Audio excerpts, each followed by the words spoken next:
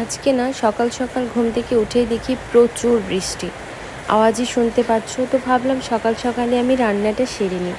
এখানে বসিয়েছি ভাত আর হচ্ছে পটল আলু আর একটা টমেটো দিয়ে করব সয়াবিনের তরকারি। তো আমি রান্না করছিলাম আর ভাবছিলাম যে ছেলেদের না নিজের হলেও একটা বাড়ি দরকার। অনেকে ভাবে কি নিজের বাড়ি কেন দরকার, যেটা বাবার বাড়ি আছে সেখানে আমি একটা ঘর বানিয়ে নেব, তবেই তো মিটে যাবে ঝামেলা। কিন্তু বিশ্বাস করো, একদমই না। ছেলেদের না নিজের একটা বাড়ি দরকার। যদিও বা ঘরটা অন্য কেউ তুলেও দেয়, কিন্তু জমিটা নিজের নামে থাকা দরকার।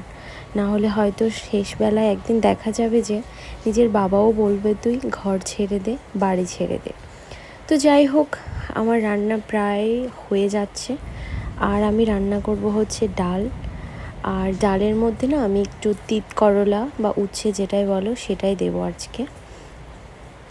তো আমার সবজিটা প্রায় হয়ে গেছে আর ভাতও হয়ে গেছে। সবজিটা করার পর একটু গরম মশলা দিয়ে দিয়েছি। আর আমি কি করে রান্নাটা করলাম তোমরা সবাই দেখলে, আর সবাই সচরাচর বাড়িতে এরম করেই রান্না করো আমার মনে হয় আর কি। তো তোমরা আজকে কি বানালে আমাকে কিন্তু কমেন্ট করে জানিও। আর তোমাদের কি অবস্থা সেটাও আমাকে কমেন্ট করে জানিও, অ্যাজ এ ঘর হিসাবে, বাড়ি হিসাবে।